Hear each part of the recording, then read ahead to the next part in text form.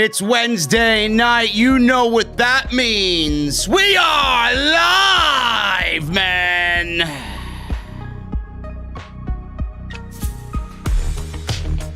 AEW Dynamite tonight. Building towards Beach Break in February. I wasn't feeling it tonight, man. Not to say that it was a bad show, but I just wasn't feeling it. AEW has a big problem. Well, I wouldn't say it's a big problem, but they got a problem nonetheless, man. We're going to talk about it tonight. The Inner Circle Triple Threat Match.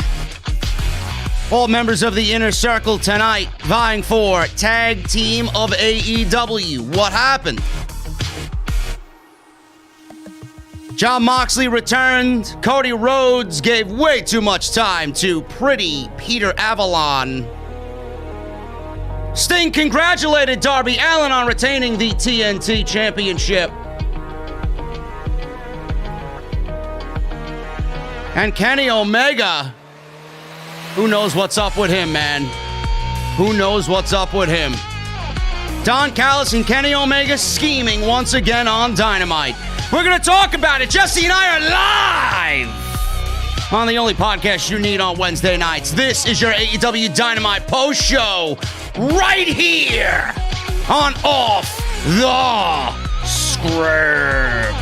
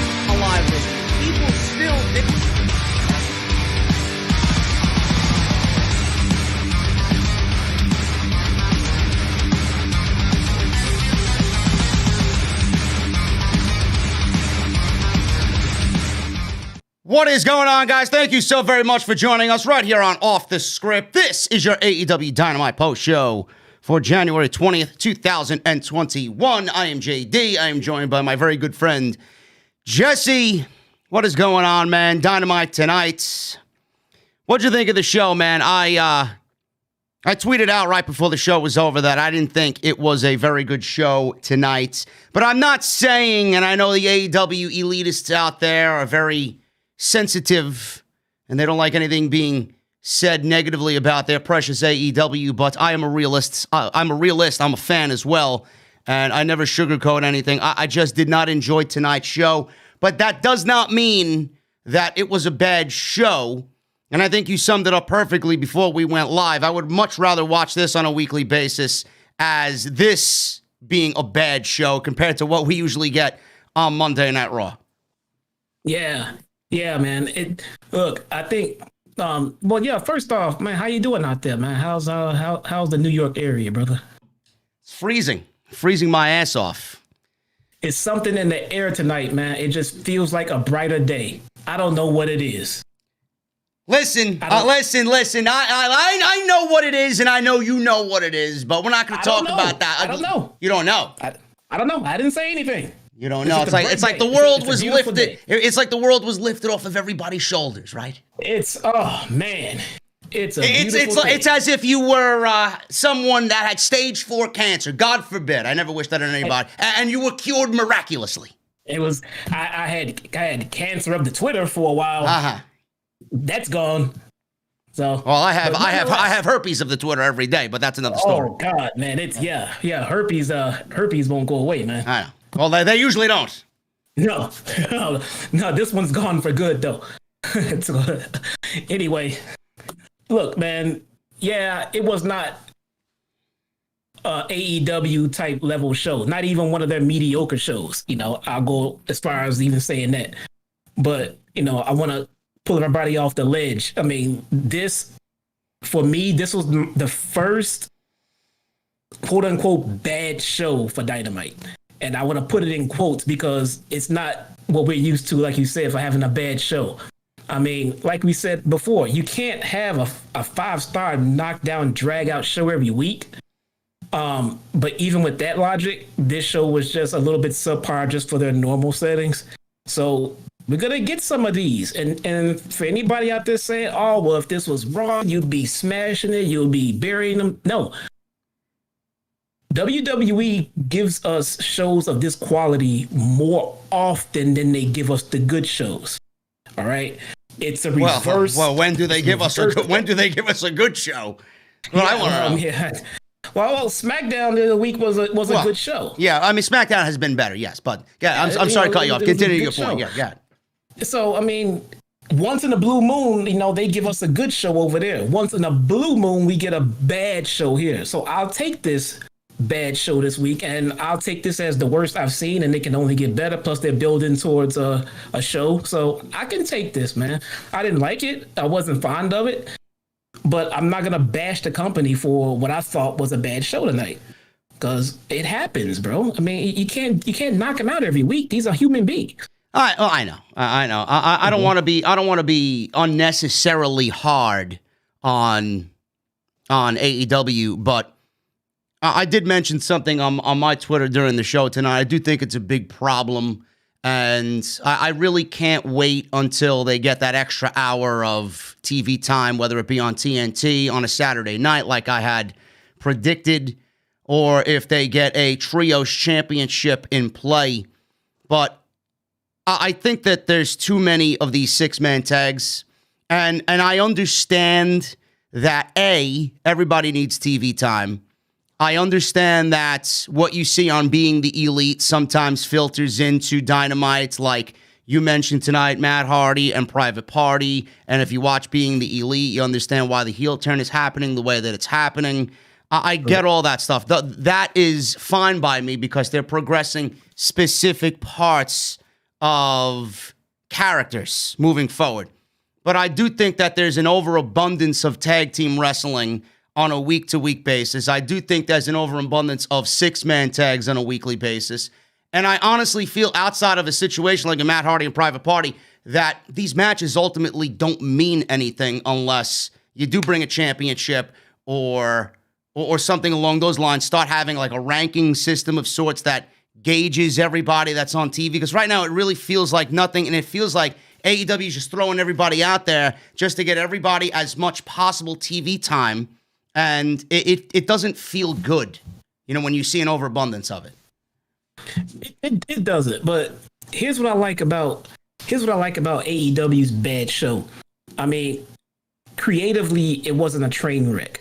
I mean, like you said, they did advance, some storylines here and there. It just kind of seemed like out of whack and just out of sync, and it didn't flow with the show very well. And that's all. And that's fine. And the thing about a bad show with them, there was still good wrestling. So it wasn't amazing wrestling. It was just good wrestling. Nonsensical at times with the length of the matches and the offense. But nonetheless, it was good wrestling. So it was still a bad show. I mean, and I'm going to call it a bad show because I expect more from AEW. I'm not, giving them the benefit of the doubt. Or I am in regards of, I know this is not normal. But I'm not going to sit here and say I'm tired of AEW and this shitty shows. No, man. It was just a bad show by their standard. And I mean, look, if there's anybody working for AEW in the back who just happen to see this clip or anything like that and they think, oh, well, he must not like the show. I love the show, So no, we love the show. I love the show. And if we're going to consider this a bad show, okay. I mean, I don't think anybody back there thinks that every show is going to be a great show. And if this is the worst it's going to get for the time, look, we've been there, going on a year plus now, 2 years, a year and a half or whatever. And this is the first time I'm sitting there calling a Dynamite episode just flat out bad. I'll take that. If I get 1 or 2 of these a year, I'll be happy. Yeah, you know? yeah. Again, I don't want to be too hard on what AEW produced tonight. I know they're building towards, Beach Break, and they got Revolution coming up, and, they already let you know what was happening on the shows in the weeks to come, and then, Revolution's going to be built up nicely with a possible Omega and Moxley match. You got a women's tournament to decide who goes and wrestles Sheeta. You got the Thunder Rosa Britt Baker match as well. So it's something that we just got to take for the week. Again, folks, I don't want you to go out there and think that I'm being overly negative to be negative. Negative is not my thing. It's only my thing on Monday nights. And when WWE fucks up, I don't want to be negative, but I also don't want to lie to you guys either. I think when you know what you're getting here, you appreciate it a little bit more instead of me lying to you. And I think my fans know that when I like something, I let them know. They know that I like something. And when I hate something, they know I fucking hate it.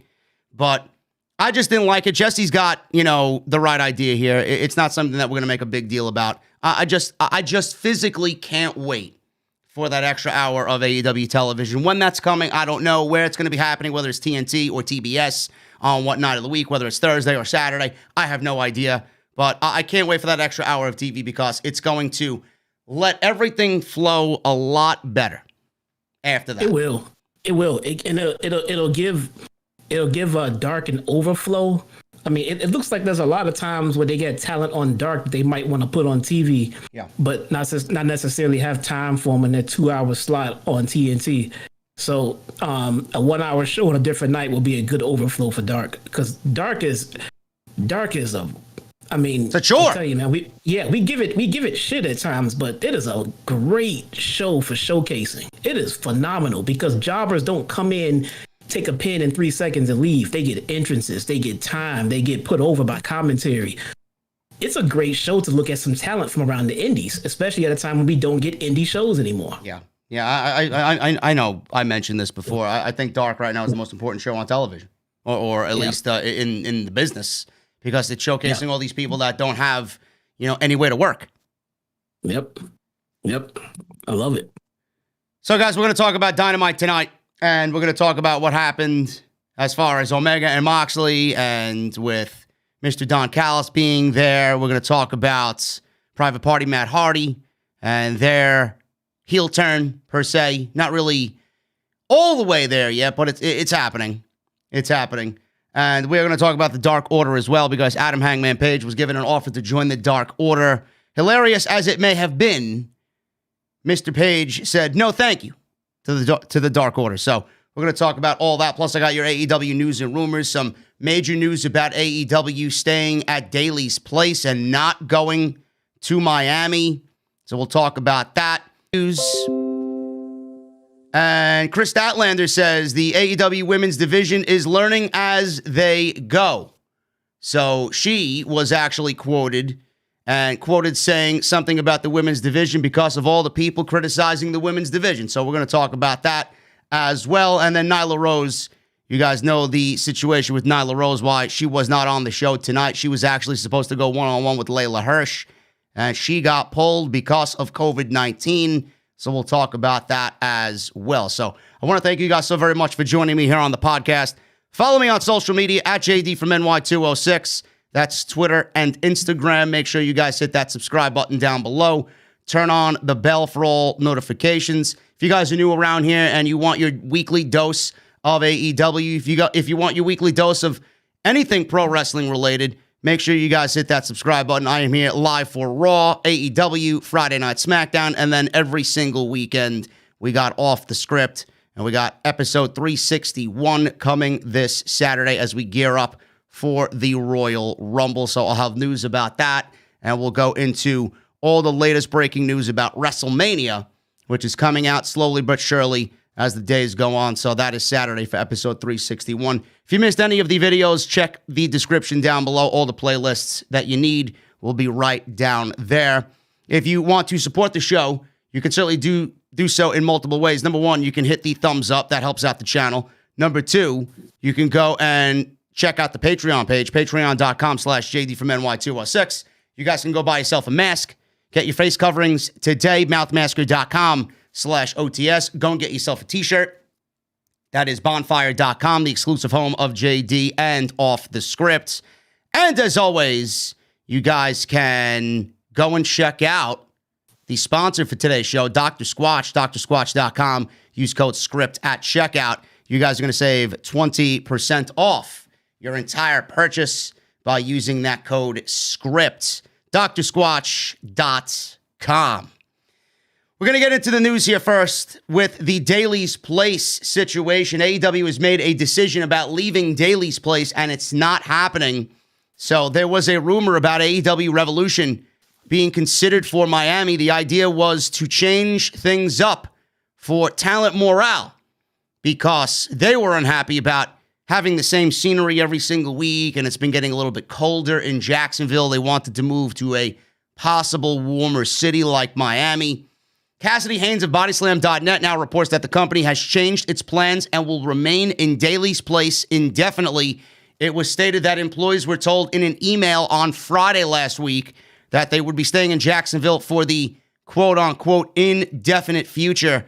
Meltzer also added that the update for AEW, as far as their postponed shows that they had to cancel due to COVID-19, there was a show planned in March that was supposed to be the home of Blood and Guts in New Jersey. That now has been once again moved to September. So there are no plans to leave Jacksonville anytime soon. What do you think about that, Jesse? I mean, it's not really that big of a deal, but to me, like I said, when I had reported about it a couple of weeks ago, when the rumor was making the circuit in the rumor mill, that I would love a change of scenery just for the simple fact that I'm tired of Daily's Place and I'm tired of looking at it. Look, man, yeah, a venue change would be nice, but it's not gonna. I mean, I don't think it's everything that we're hoping for, and it's gonna be cracked up to be. It has nothing to do with the venue. I mean, if you really think about it, every week, when, like, say, before the pandemic and everything, when we traveled, it wasn't about where we were. It's not like you can physically see a difference in the ring. It's just there was live fucking people there. So if we had the opportunity to fill the Daily Center full of people, I really wouldn't care where they were. You get a bigger venue and it's going to seem more hollow because you still can't have that many more people. So, I mean, and that's just the thing for me. I just want to see a crowd. I want to see a live crowd there. If we get a full capacity crowd or somewhat close to it, I'll be happy. I don't care where they are, to be honest. If moving to Miami gets more names to come over and do a show, fine, great, whatever. But the venue's not a problem for me. I like the coziness of the Daily Center because the smaller and cozier it is, and you don't have a lot of people there, it doesn't seem so vacant. It doesn't seem so bad. But you get into a bigger venue, I want more people. Yeah. And I know it's going to come slowly but surely. And I think it's probably going to resonate with AEW when they see WrestleMania with 25,000 people on both nights. I do think that they're going to fill that stadium to 50% capacity for WrestleMania on night one and then again on night two to give off the perception of it being full for the weekend. Is that why I'm getting reports of them trying to do 50,000 people at WrestleMania because they're going to take the fucking attendance and add it up? Yeah, they're absolutely. I don't have any inside information or anything. It's just me, speaking from logic because most of the time when I say something, it's probably what I would do.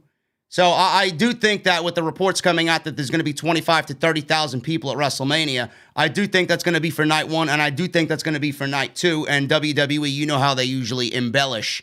They're going to add up the total number of people to say that WrestleMania was sold out in the middle of a fucking pandemic.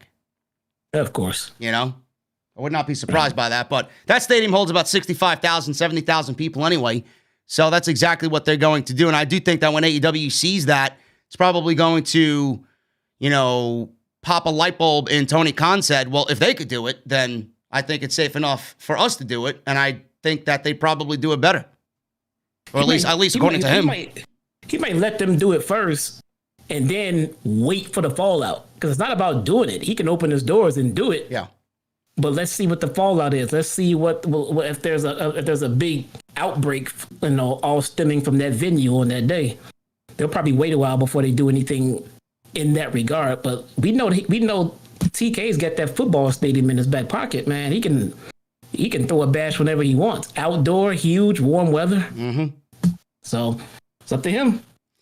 We will see, but AEW is not leaving Daly's place anytime soon, folks. So if you're like me and you want a different change of scenery, or if you're for the talent that wants to be in a warmer climate, they will be in Daly's place at least through the winter and spring months. So Tony Khan was actually interviewed by Renee Paquette. I shall not call her by her WWE name, being that she is no longer there. She was on her podcast. He was on her podcast, actually. Renee Paquette and Tony Khan sat down for an interview. And Tony Khan said that the new AEW show will definitely allow more opportunities. Khan also confirmed that they will continue to have AEW Dark as well. He doesn't want to oversaturate any of his stars. Bruce, you know? Or maybe, I don't know. I don't even know if they're saturating anybody. They're saturating Roman. That's a good thing. They're undersaturating several talents. Maybe it's the other way around. I'm sorry, Bruce. I usually zing you for a bunch of shit. Maybe that's not your fault. I don't know. He's saturating people when they got more talent than anybody in the world. Never mind. I take it back. I am going to blame you. There you go. I mean, we should be begging to see some of their stars. We see them too much. Yeah. Anyway, he wants to create more opportunities for others to gain exposure. And he says this, and I quote, "I'm really excited about adding a third hour of television. This is not adding a third hour to Dynamite, folks. So please do not go out there and say, oh, JD said that they're adding a third hour to Dynamite. No. This is an additional hour of television on another night. Dynamite is 2 hours. The AEW would never. I'd take my fucking Legion and go down to Jacksonville myself with goddamn pitchforks if they made Dynamite 3 hours. Give me a break. They're not adding a third hour to Dynamite. This is an additional hour of television somewhere else. He says, I think that's the most important thing for us going forward. We've accumulated so much talent and so much depth on the roster and being able to showcase all of our great wrestlers. Yes, it will not be a third hour of Dynamite, he says, and it will not be on Wednesday, but it will be a third hour with Warner Media. It will be a third hour, and it will be great exposure for us. We've got Dark, which has been a great platform for our up-and-comers on YouTube, and I think there are other streaming options and other shows we can do with YouTube or other streaming platforms. He didn't mention what. So there's going to be more opportunities. There's going to be more real estate for our wrestlers without oversaturating. I definitely don't want to do 3 hours of Dynamite. So that is that.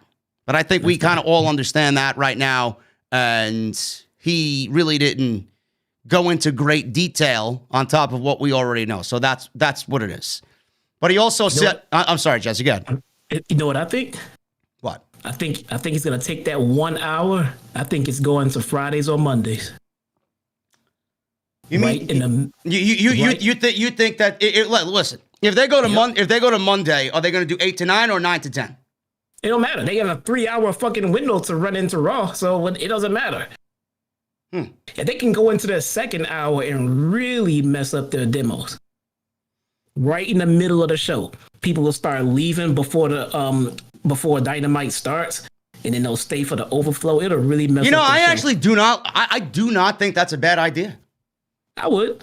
It's a show that they don't really care about in the ratings, especially if they're talking about or thinking about putting it on like a Saturday night or something like that. It's just an extra show. Yeah. What ratings are you going to get on a Saturday night? Put it on a Monday when wrestling fans are watching wrestling. Well, at least they want to watch wrestling. Well, they usually get shitty wrestling. And if you're going to give me Kenny Omega versus, I don't know, a fucking Pentagon or something on a Monday Night Live, I'm not watching Raw anymore. Switch the channel. What's going on? Nope. And not only that, I mean, all right, I kid, but seriously, all kidding aside, if Tony Khan moves the show to Monday Night Raw, would that not light a match under creative in WWE to get that show together? Well, I don't really know. I think they are just too fucking set in their ways over there, and they really don't give a shit about anything. But stranger things have happened. They get mad when the SmackDown ratings are getting close to Raw. What do you think is going to happen if AEW is getting close to Raw on Raw's night? Well, these are the same people that fucking killed NXT because NXT was outshining the main roster. So, NXT was getting beat by AEW. Or that. I mean, the first thing came first, but yeah, that just sealed the deal. But if that is the case, if they do an 8 to 9 or a 9 to 10, I would absolutely, if I'm Tony Khan, and it's live, go out. I'm telling you, man. I was watching on the Twitch streams. We were getting ready for Call of Duty Day and whatnot. We were watching NXT Takeover New York. We were watching the tag team match with the War Raiders and Ricochet Black. Unbelievable tag team match. And then today we watched Cole and Gargano in the main event, 2 out of 3 falls. Man, I'm telling you, man, Tony Khan's got to go out and get Miro Ranallo. If they're going to do that on Monday night, go out and get Miro, really solidified as a fucking big deal. Just say, fuck you, He's got to end up with AEW. If he wants to do pro wrestling and he wants to work with a company that's going to respect him and honor his wishes and give him that leeway to just do Miro, I hope it's the case. I really do. Yeah, I would. That would be awesome. It would bring that much more excitement right back to Raw. Yeah. I mean, because they have to do something. And Vince's ego won't allow him to just no-sell it. So something, it'll get better. If I find myself flicking back and forth between Raw and AEW, then it's a good thing for wrestling fans. Let's put it that way. Yeah. He also mentioned something about the pay-per-views. He's not adding any more pay-per-views on top of the 4 that they have right now. He says this with Renee on the same podcast. I feel really strongly about keeping our big 4 pay-per-views, the core big 4. We may develop other shows. We've got other streaming specials and things and big episodes of Dynamite. But I think just expanding our calendar will be a big thing in 2021. And that's what he told Renee. They have Fyter Fest. They got Fight for the Fallen as specials. For Dynamite, Beach Break is coming up. They had New Year's Smash just a couple of weeks back. And Tony Khan and company have figured out ways to carry out these stories and center them around 4 major annual pay-per-views. And that is it. And this is something that I really appreciate, I really respect, because this is the way that WWE used to operate. And with the way Tony Khan is operating, it puts more of a special feel into Dynamite. And WWE should really take a good look at what they're doing and realizing that they themselves are oversaturating their own product, because we just got announced Fastlane in March because WrestleMania is moving to the 10th and 11th of April, and WWE said, you know what, we got a vacant March, no pay-per-view, let's throw Fastlane in there, which I think is absolutely fucking ridiculous. They should have taken all of the effort that they're going to put into that show and really build a Monday Night Raw with top-tier pay-per-view level matches to make that show special, and the same thing with Friday night. And that's what they should be doing. I really do think WWE could even cut back on their yearly pay-per-views. We don't need 12, 13 pay-per-views per month. A good 7 or 8 would do, and put some emphasis on Monday night and Friday night. But I don't know how you feel about that, Jesse, but Tony Khan's got the right idea. Really. With the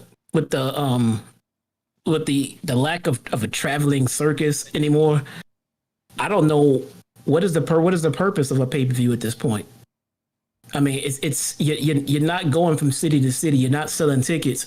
Everybody's staying right there. You can't tell me they're sitting around adding thousands upon thousands of network subscriptions from these fucking empty arena pay-per-views. You can't convince me that's happening. So why are we having extra pay-per-views? What's the point?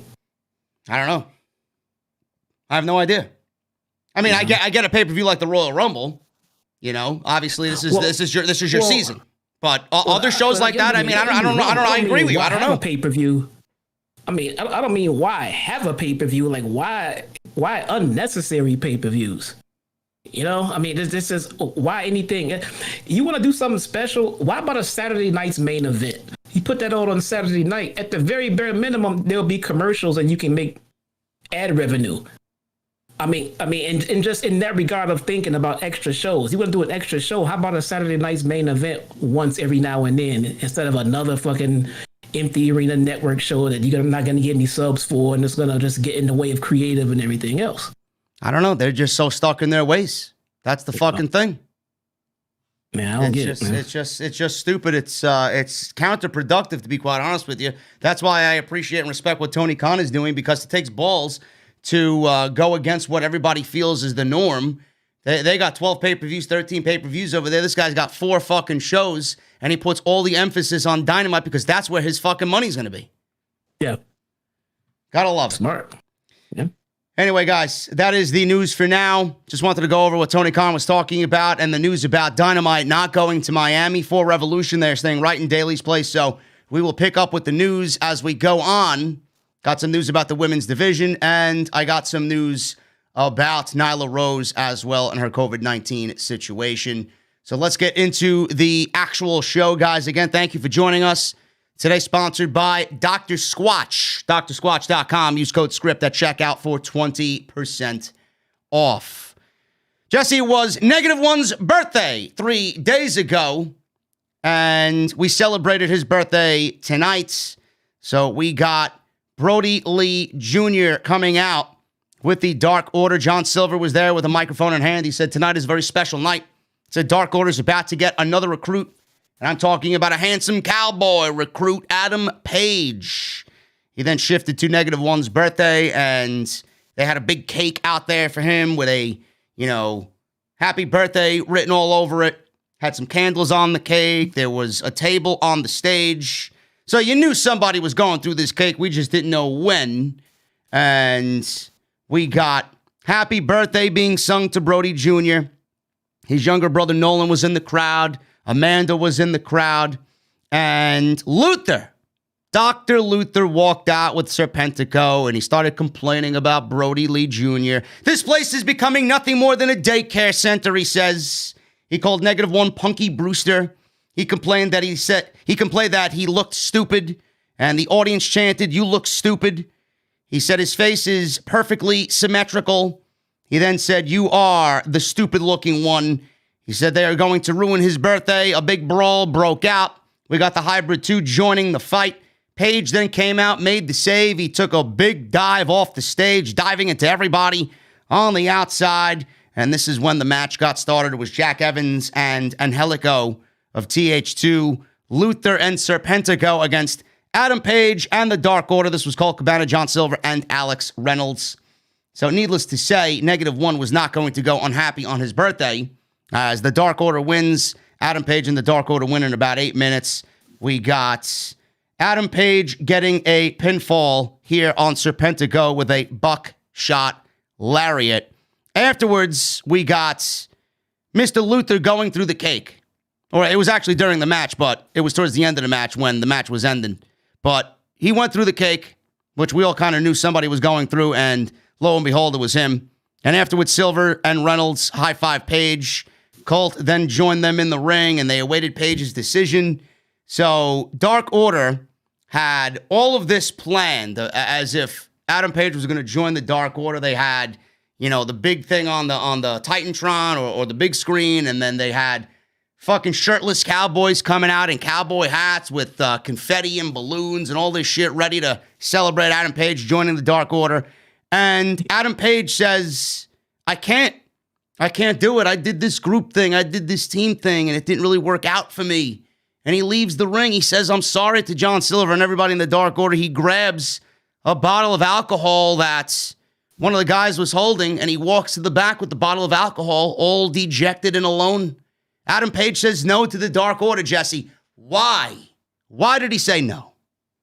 Because you gotta tell a good story when you get him in there. Hangman will be in the Dark Order. Mark my words. He will be in the Dark Order. I do agree. I do agree with that. But does he become the leader of the Dark Order? If Hangman Page joins the Dark Order, he is the de facto leader. It does not matter. They don't have to call him the leader.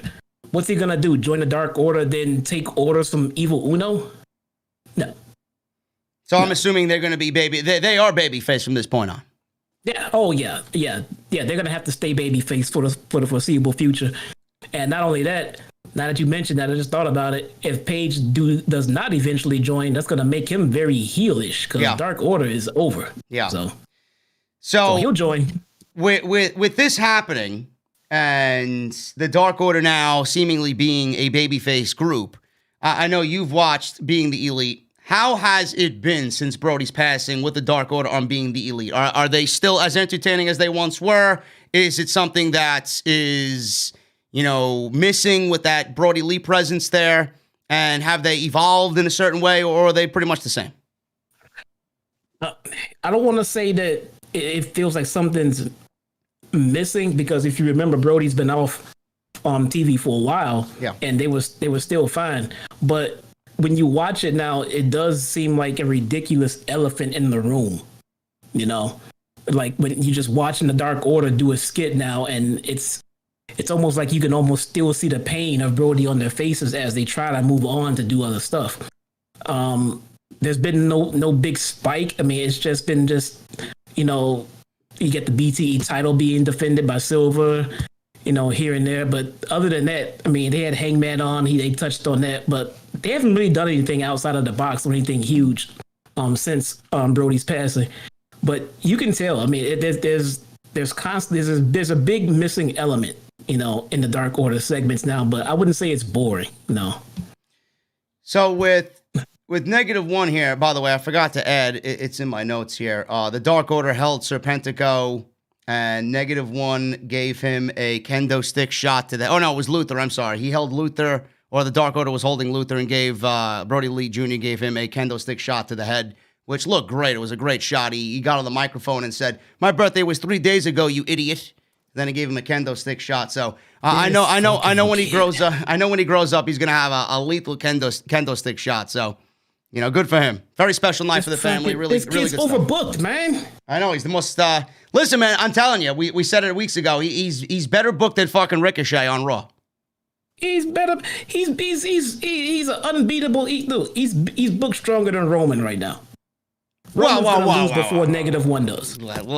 Let's scale it back a little bit. I would say he's booked better than Drew. He's booked better than Drew McIntyre. Yeah. Anyway, I mean, yeah. Moving right along, Alex Marvez, this geek, was backstage interviewing MJF and Chris Jericho. MJF told Marvez to stop talking because his breath smelled worse than rats having an orgy in a running microwave. I listen. It's MJF. I laughed. You gotta love him. MJF then asked Jericho if he fears the match could divide the inner circle. Jericho said he thinks it could bring them closer, actually. So for the first time ever, they'll face each other, but no matter what happens, they've agreed to move on together as a unit. And Jericho predicted he and MJF will win. And then Marvez was called an idiot by Jericho. And very entertaining promo between these two. And I was very much looking forward to this main event, and we'll talk about that a little bit later on in the show. Sting. Everybody loves Sting. Jesse loves Sting. I love Sting. I'm not talking about the musician Sting. I'm talking about Steve Borden's Sting, who's been out here for several weeks with little to no storyline progression. And Sting says he likes Darby, and he's out here on Dynamite tonight because he wanted to congratulate him for being the TNT champion and beating Brian Cage last week. Said he wanted to be sure everybody understood he wasn't there to interrupt the match, but rather he wanted to be sure Darby had a fair chance to win and retain the title. So Taz interrupted, and they know better to not come out there. So they were in the back, and they were cutting a very, very intense promo, was Taz. Fair fight, my ass. He goes on to say that they fight dirty, and they fight the street style. My guys, we've been gentlemen. He said he grew up in the streets, and his men are street fighters. Said the ball is in their court. He asked what they've got, and Sting whispered something to Darby, and we really couldn't hear what Sting was saying to Darby. Darby said if they want to take it to the streets, you better be careful what you wish for because it just might happen. And that was pretty much it.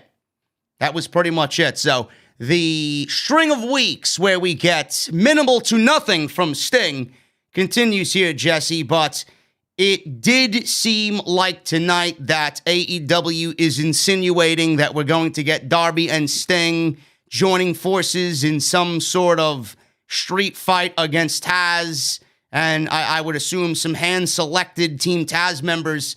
What do you think about this, and is this Sting's entry into getting back into the ring with AEW? I am quickly falling out of love with this whole Sting return. Like, look, I don't know if I'm going to piss people off here or what, but I piss people off every fucking week. Just let them have it.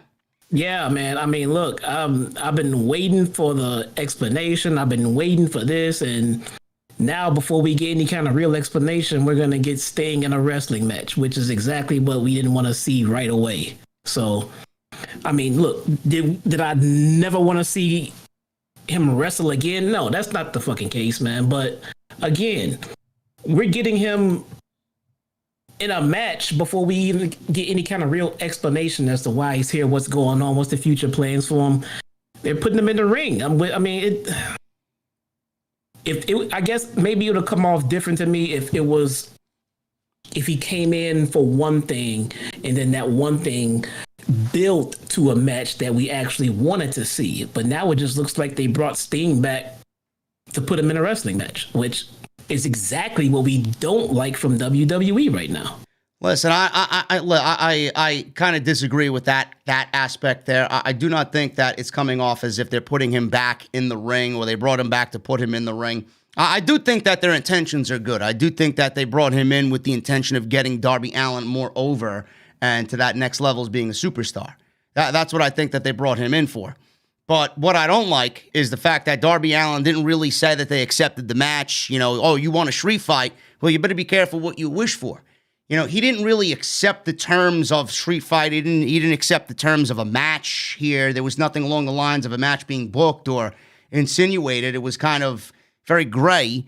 Excalibur on commentary, if I remember correctly from hearing tonight, said that Darby and Sting accepted this fight. We didn't actually get that. We don't know what type of match it's going to be. We don't know if it's going to be a cinematic match. We don't know if it's going to be something like Triple H and Randy Orton had on Monday Night Raw last week. We don't know what's going to happen with Sting, but I guess it's fair game if it is post-produced and it is in a cinematic fashion. I mean, I'm all for that, and I know Sting wants that himself, and Tony Khan even asked, you know, Sting, hey, you want to come into AEW? We want to do some cinematic matches. Would you be okay for that? And he would say, absolutely. That's what I wanted to do in WWE, and they didn't grant me the access to do that. So we don't really know, and it goes in line with everything that we've kind of felt about Sting since that amazing debut night in AEW. We don't know what the fuck's going on. Yeah. Like I said, maybe it's just the build. Maybe if he was brought in, I don't know, as a manager, as a I don't know, authority figure, something. I don't know. And then in the course of doing the things that he should be doing, it turns and leads into a one-off. I could deal with that. But for right now, he came back, pointed a bat, then came back and pointed another bat, then came back and showed his bat. Now he's getting ready for a match. I'm falling out of love with this whole Sting return, man. And that's just me. No. Well, I mean, they're not really doing much to keep you intrigued. It's pretty much the same thing every single week. But you know, I'm getting to that point. Another week or two of this, and I'm going to be asking, all right, enough is enough. Can we move on to the next scene, please? But you know, they need to do more with Sting if they've brought him in. And I don't necessarily think Team Taz is the right way to go about it. But we'll see. We'll see. I'm not going to cut it short yet, but it's getting there slowly but surely. Yeah. We got the Young Bucks. The Young Bucks, they showed up at Kenny Omega's house tonight, and lo and behold, Alex Marvez was there. This must have been pre-taped. I don't know if they made mention of that or not, but Marvez was there. He's just hanging out. And Marvez told them he heard the Elite were having a meeting. So the Bucks walked in, and Michael Nakazawa was there. He said, we were expecting you. And they walked into the kitchen and then into the dining room. They noticed a painting of Kenny Omega and Don Callis with chiseled physiques on the wall. I don't know if they were resembling stripper dancers or whatnot, but that's exactly what they look like. Don Callis made himself look to be like Mr. Universe in this fucking oil painting. Shirtless, blue jeans, really chiseled body. So Callis walked in, the real Don Callis, and said that he had it commissioned for Kenny for his birthday, the oil painting. So Nick Jackson said his birthday is in October. So he asked what kind of friends they are for not getting an early or late gift. Then said he was just ribbing them and joking around with them. They asked if he was ribbing them last week with the stunt that they pulled by bringing in the Good Brothers.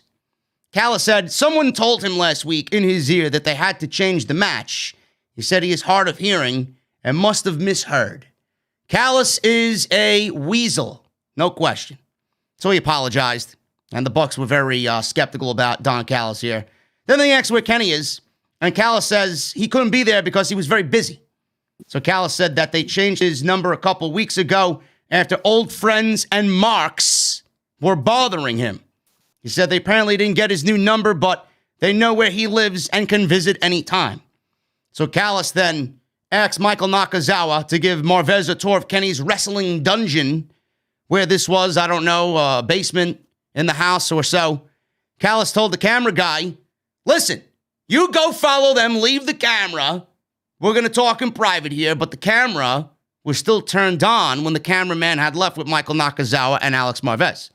So they kept rolling, and he said he's come up with an idea for them. He presented them with a check to compensate them for Kenny's friendship. Now, the Bucks obviously took offense to this. You can't really buy out 12 years of friendship that Matt and Nick have with Kenny Omega, and they knew this. So they were trying to keep the old crew from the old neighborhood away from him and isolate Kenny some more. So the Bucks weren't impressed by this check, and they told Don Callis that we made this last week alone, the money that you're paying us here, and this is worth 12 years of our friendship with Kenny Omega. So Callis then pulls out another check from his jacket. He writes them another check for all the merchandise that they apparently sold last week as well. And they were very unhappy about this entire situation. So the Bucks said Callis wasn't there with Kenny on all those long days traveling together in Japan like they were. Callis said that they're, best friends in and out of the ring. Matt said that if his check comes from that old company that they once used to work for, Impact, that the check I know will be no good. So then he tore up the check. And then all of a sudden, Don Callis starts backing away as if the Bucks were threatening him. And Callis was yelling as the screen went black, and all you heard was him yelling for help. He was about to be beat up, and it sounded like he was being beat up by the Young Bucks. Now, I know we've seen something a little bit later, Jesse, but I figured you should tell the people now what you think of this entire situation, because later on, Callis was talking to Kenny, and he walked into Kenny's locker room, and Kenny noticed that he was wearing glasses and that he had a black eye and bruises on his face, and Kenny obviously asked him what was going on, and Don Callis actually blurted out accidentally that it was the Young Bucks that did what Kenny thought, and you told me that you don't think the Bucks actually attacked Kenny Omega. No, I don't. Oh, Don Callis, rather. What's up? Don Callis, I meant, not Kenny Omega. That the Bucks didn't attack Don Callis. I don't think the Bucks did it. So Don Callis was the one that took the initiative to grab the microphone and change the match, and then introduce the Good Brothers. If you watch BTE, they confronted Kenny without Don and asked, what the hell was that? What was going on? And Kenny stood by and said, look, that was not planned. It was not planned. I don't know what's going on there. It was not planned. I definitely did not plan that. And then the Bucks said, well, I think I know who it was then. And Kenny was like, look, man, I don't know what's going on here, but, wasn't my plan. And tonight, it was Don Callis who invited them over to the house. And when have they ever been shy about showing the Bucks super kick somebody? But nobody saw the Bucks super kick anybody. It went off camera, Kenny, and then Callis showed up with a black eye. I think Callis is driving the wedge between the Bucks and Kenny. I don't think the Bucks touched him, and I think Callis did that to himself, and then went and told Kenny the Bucks did it, and then now Kenny's gonna be mad at the Bucks, and that's gonna help him drive that wedge. I think this is all orchestrated by Don Callis. I actually could see that very well happening. Again, I don't know for sure what's going to happen, because after that segment, we got Kenny Omega attacking Pentagon, and that might have been nothing. That might have just been something that they caught wind of because there was a match made for Beach Break. It's going to be Omega and the Good Brothers versus Phoenix, Pac, and John Moxley in a big six-man tag. So I don't know if that has anything to do with them just taking their anger out on Pentagon because they knew that match was going to happen in 2 weeks at Beach Break. But, Kenny Omega is a very interesting character now because he's realistically working for Impact, will be working with Impact for the next couple of months at least.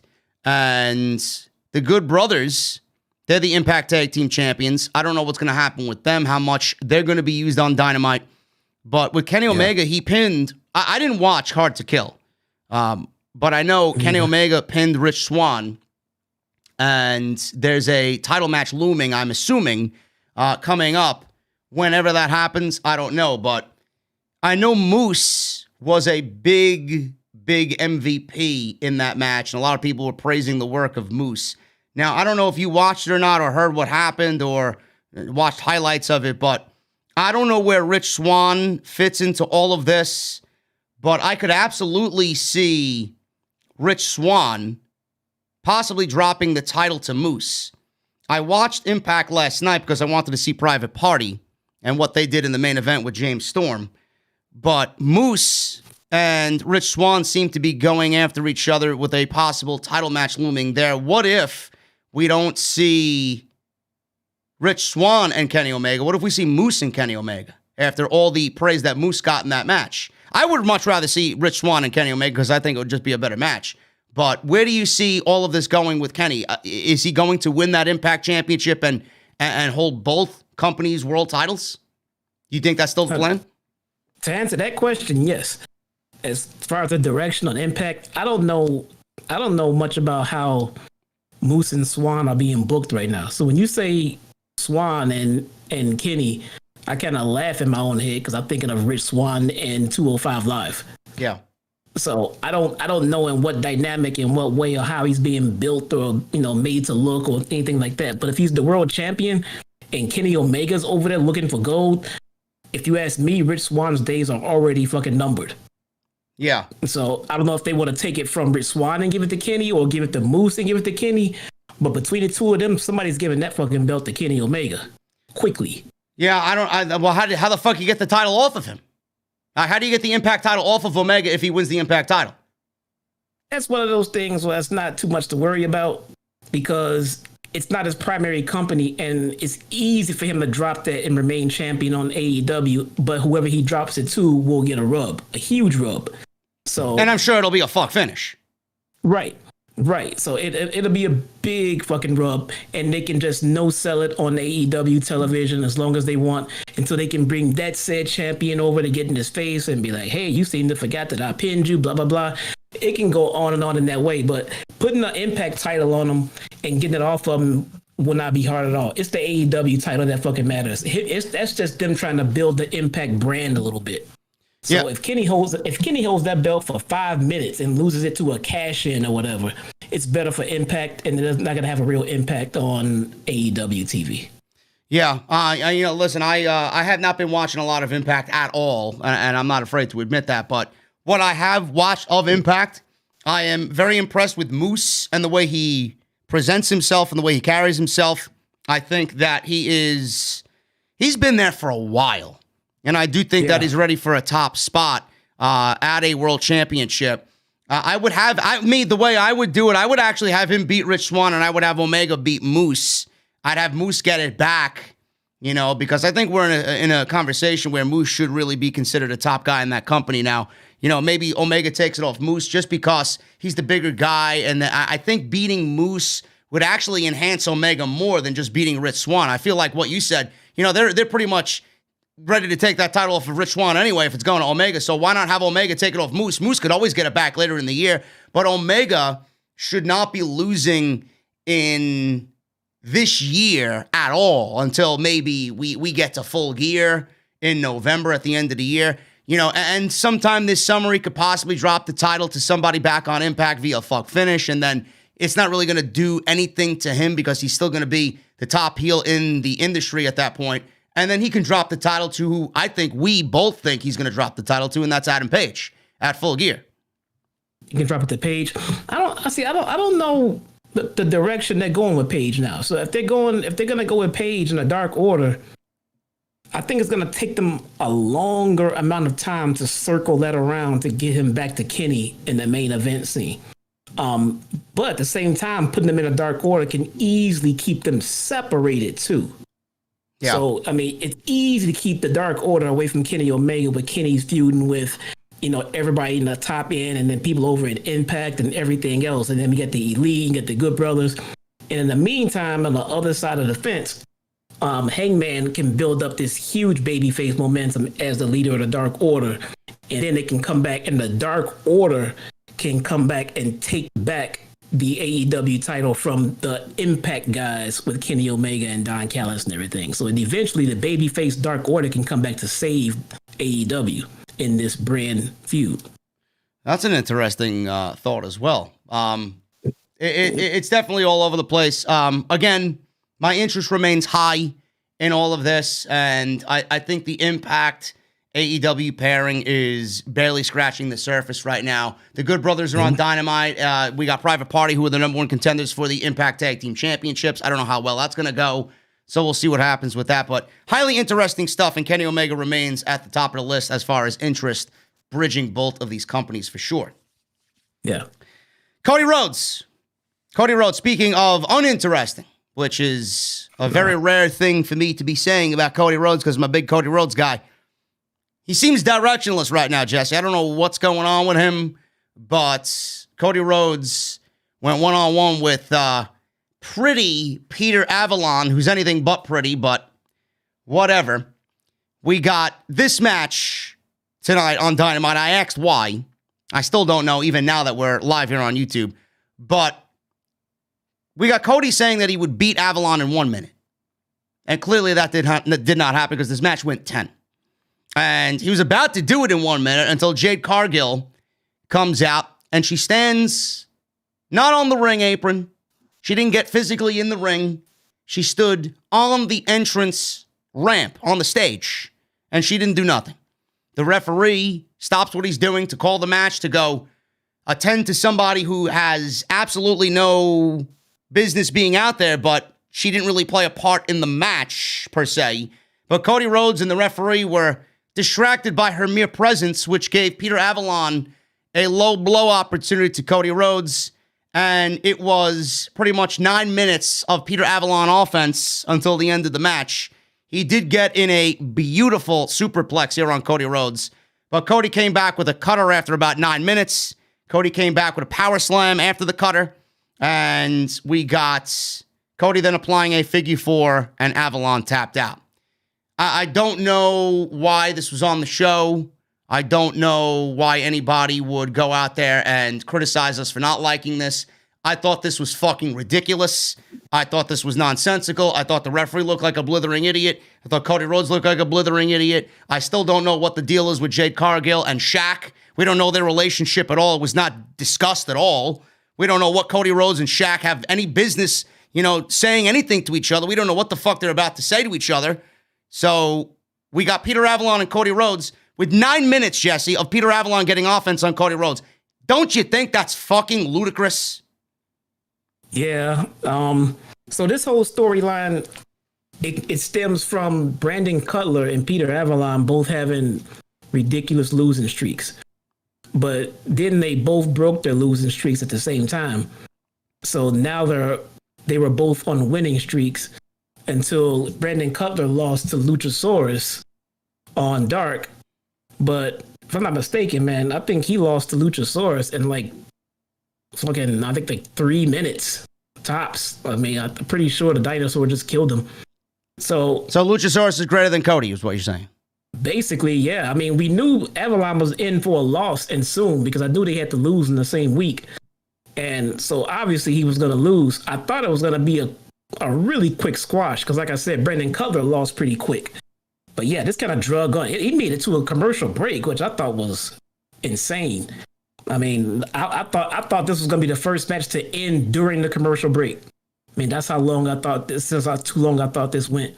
So I don't know. I mean, if you look at the overall flow of the night, it does kind of look like they were just trying to fill time, because like the Moxley match went too long for me. I mean, the Moxley. Listen, we'll get to that, but this is not the Moxley match, bro. This is fucking Peter Avalon, who I think everybody in the AEW fucking world looks at as being a loser, and Cody Rhodes is an elite guy. We're not here to put over fucking pretty Peter Avalon. He's a full-time talent. I don't give a fuck who he is. He doesn't belong on goddamn fucking TV. No, when it comes to versus John Moxley and a complete nobody on the show, Peter Avalon has more pull than this guy. He should have went. Dude, the guy that Moxley wrestled looked like a legit pro wrestler. Peter Avalon looks like somebody that is I don't know. I don't even know what the fuck you call him. Yeah. I don't look at him as a professional wrestler. Yeah. I mean, look. He looks like a fucking D-level porno actor. The guy's been there since day one in AEW. He's been there since day one. Fine. But he's got no business getting 9 minutes of offense against Cody Rhodes. I don't know who booked this shit, but I mean, that's ridiculous. He does not. I agree wholeheartedly. It shouldn't have went that long. But I mean, at the same time, I don't think the Moxley match should have went long either. I don't care what the guy looks like. He's going against John fucking Moxley, the number one guy in the company. Moxley's promo alone proved that he's still the number one guy. All right, well, then they should have did things in reverse. Maybe they should have did that Nick Comoroto, whatever the fuck his name is, against Cody Rhodes, and have Cody sell for him, because I would actually believe that for 10 minutes. And then have Moxley destroy Avalon in 30 seconds with a fucking DDT, and that's it. I don't know why we got this shit tonight. Yeah, no, I agree. But again, I'm not here to bash AEW creative tonight because, I've seen worse. You've seen worse than the fucking Dollar General ravishing Rick Rude. Hey, man. Pretty Peter lives his gimmick. I'll give him that much at least. Bro, I'm prettier than fucking Peter Avalon. Oh, that's preposterous, but okay. That's your opinion. Anyway, it is what it is. Come on, Chad. You know I'm right. Come on. He's a comedy act. I mean, that's all it is. But you know what else for Cody? For me, Cody's starting to get on my nerve a little bit. He's becoming a little too Hollywood, too mainstream.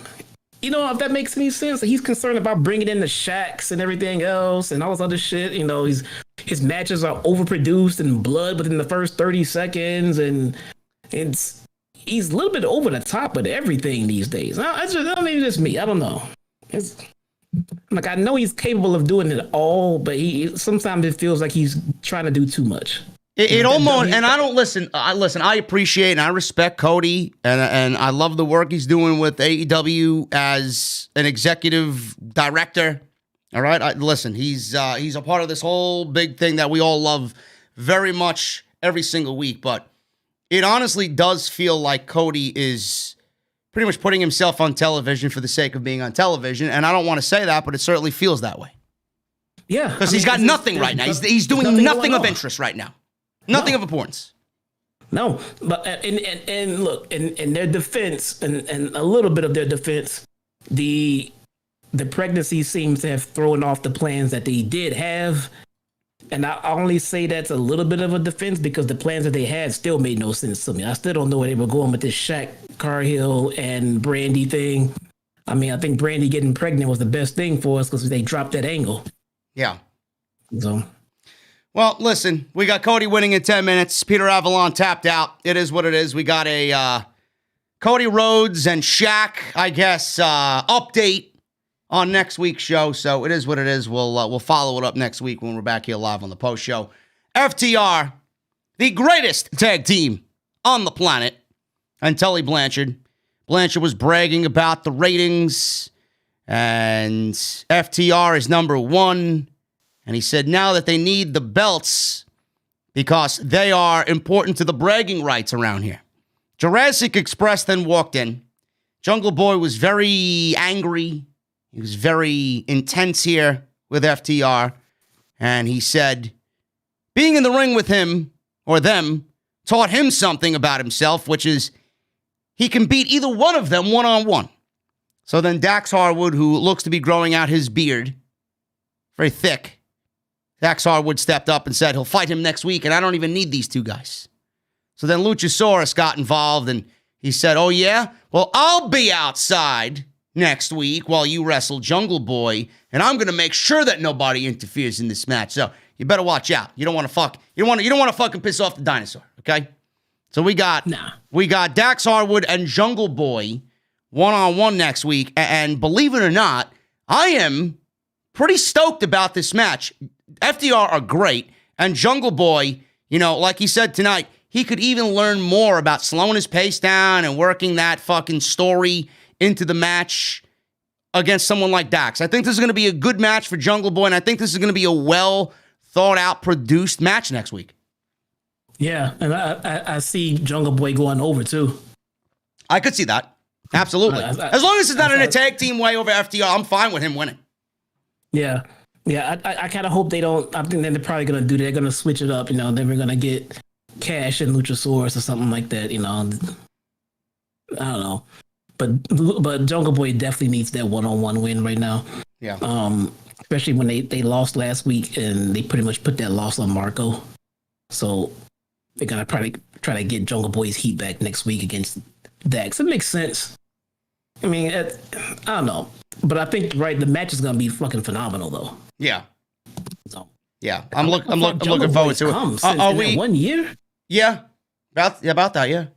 Just in the ring work. I mean, he has a long way to go as far as character work and promos, but just ring work and work rate, Jungle Boy is learning fast, man. Yeah, he's coming along. He's one of my favorites there, Jungle Boy. I think he's got a lot of upside for sure. Yep. But speaking of upside, we got Nick Comoroto versus Jon Moxley. Moxley made his way out to the ring via his typical way. And we got Nick Comoroto, Jesse. He was on Dark. And a lot of people have been saying he's looked impressive on Dark. Commentary made mention that he's got this Bruiser Brody look. He's got the big beard. He's got the wild hair. He's got a very good-looking physique. He looks like a pro wrestler. And I could see this guy being something with some character development and some character direction. They give him some sort of character on this show. But Jon Moxley and Nick Comoroto here, this went about, I would say, 5 or 6 minutes or so. And Jon Moxley beat him with a rear naked choke, forcing a referee stoppage here. But he looked good. And you know what he looks like to me? Who? Eugene. I was just going to say that. He looks like fucking Eugene. A little bit, yeah, but a much more impressive Eugene. Yeah. I don't know what they have planned for him. Clearly, if he's on Dark, then somebody sees something in him and somebody likes him backstage. But yeah. Again, like I mentioned before, I don't know why Cody didn't put this guy over and sell for this guy. Meanwhile, Moxley getting Peter Avalon and then talking shit about Omega and the Good Brothers and fuck you New Japan and fuck AAA and all these other promotions that Kenny Omega is friends with. Fuck them all. I'm coming for you and I'm coming for my world title. That would have made a lot more sense. I don't think Moxley should have broken a sweat tonight, but he did against Nick Comoroto. So I think things should have been switched around. But that's just me. But he got in some offense here. Moxley headbutted Comoroto right away. He went to attack him with some strikes. He went for a running cross body, but Comoroto caught Moxley and downed him with a big slam. Moxley tried to make a comeback, and he tried to bite Comorato's face and followed it up with some forearms. And Comoroto actually hit a Ushigoroshi here for a 2 count. He went for a spear, but Moxley moved out of the way and laid in some kicks to the midsection. He rebounded Comoroto off the ropes, and hit a release German suplex. And Moxley then transitioned into a rear naked choke off of a missed lariat attempt, forcing the referee stoppage. I thought he looked really good. I don't know what they have planned for him in the future, Jesse, but I was impressed because I don't watch Dark.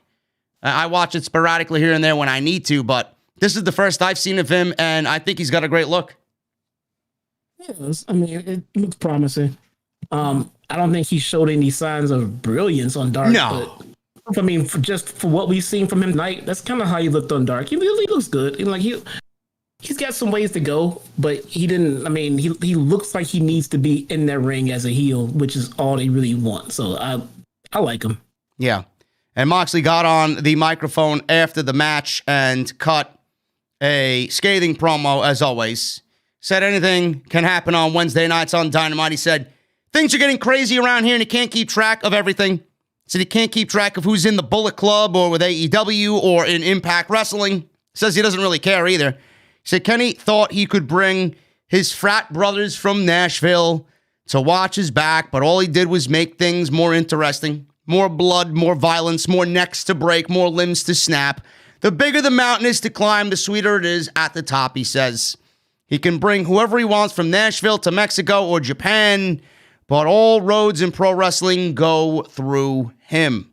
He then dropped the microphone, and that was pretty much all Moxley had to say. When Moxley speaks, you all shut up and you all listen. He's fucking great. I'm very much looking forward to seeing Moxley get his hands on Omega again. It's going to be awesome. Yeah, it seriously it feels, I'm sorry, I keep going back to this because I get the same vibe. I get the same feeling that when corporate heel Rock took Stone Cold's title and the top badass is going to keep, chasing until he gets his fucking title back. I get the same vibe. I mean, I'm loving it, every minute of it. Yeah. Marvez then interviewed Omega backstage about what happened earlier in the day. And apparently he was at the beach. So Omega was too busy because he was on the beach. Omega says he wasn't at the beach. Marvez said they were at his house. Omega asked if there's anything that's sacred anymore. What the fuck you guys doing in my house? So Kenny visited Callis in the locker room and noticed a bruise on his face. Callis said it's no big deal and he doesn't want to get him upset and lose focus. Kenny asked who did it and he'll take on all of them. Callis says, I don't know if it was accidental, but it was probably on purpose. Like you said, looking to drive a wedge between the Bucks and Kenny. He said it was Matt and Nick. Marvez then approached Callis, and Callis then booted him out of the locker room, saying, what happened to the privacy around this goddamn place? No stooges in the locker room. And we got the door closed on Marvez, and that was the end of the segment. Then we got Dasha interviewing Eddie Kingston, who was with Butcher Blade and the Bunny. She said that he's facing Lance Archer next week. He says he just shows up and fights.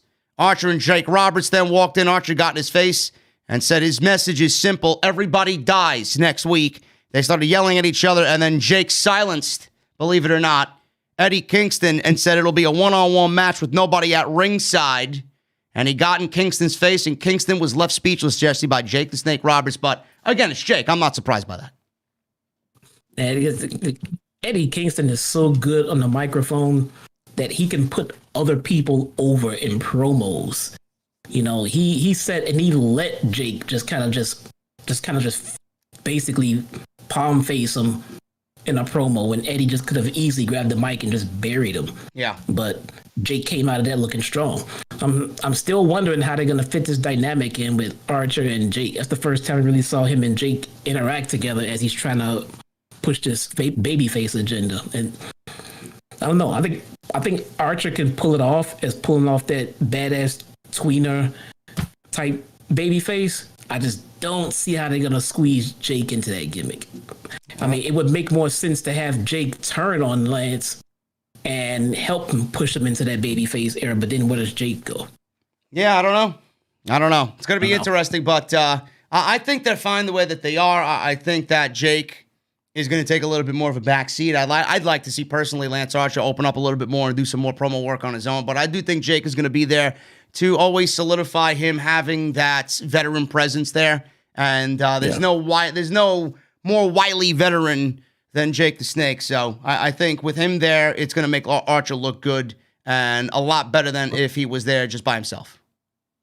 While we're on Jake, real quick, I know we want to move on, but I think what we're getting from Jake right now is exactly kind of what I want from Sting. Jake showed up, got a microphone, and immediately we knew why he was there, what he planned on doing, what he meant, and how serious he was. Right away, we knew what Jake was doing. And then Jake has been in the background getting Lance Archer over. I thought that was going to be the exact same direction they took with Sting, and it's not quite going that way. No, well, not yet anyway. Not yet. Not yet. We'll see. Maybe we do get there. Maybe we do get Jake and Archer kind of doing their thing, and Sting and Darby kind of mimicking that in the future. I don't know. Oh. But what we got here next is Matt Sydal, Top Flight, Darius Martin and Dante Martin versus Matt Hardy and Private Party, Mark Quinn and Isaiah Cassidy. As you guys know, this is a 6-man tag. We got Hardy tagging in after a small commercial break, and he went to cover all three opponents because Hardy was dominating during the break, so he made a cover on all three opponents at once. Referee counted 2. And Cassidy then jabbed Dante in the ribs when he was setting up a top rope move. Cassidy then smiled at Quinn. So he used a steel chair to jab Dante in the ribs with it. And Cassidy then looked at Quinn and they both smiled, solidifying that they're kind of turning and molding themselves into the type of guys that Matt Hardy wants. So then Quinn hit a shooting star press, beautiful shooting star press for the win. And the commentary team said, I can't believe these are the two kids that actually beat the Young Bucks in the inaugural tag team title tournament. And Raw said that they are the investment of Hardy, and he needs them to succeed in order to be successful in building his organization. Private Party and Matt Hardy win in about 11 minutes. Sydal and Darius then yelled at Private Party and Hardy for cheating during this match. And Private Party then attacked them. Hardy gave Darius a twist of fate.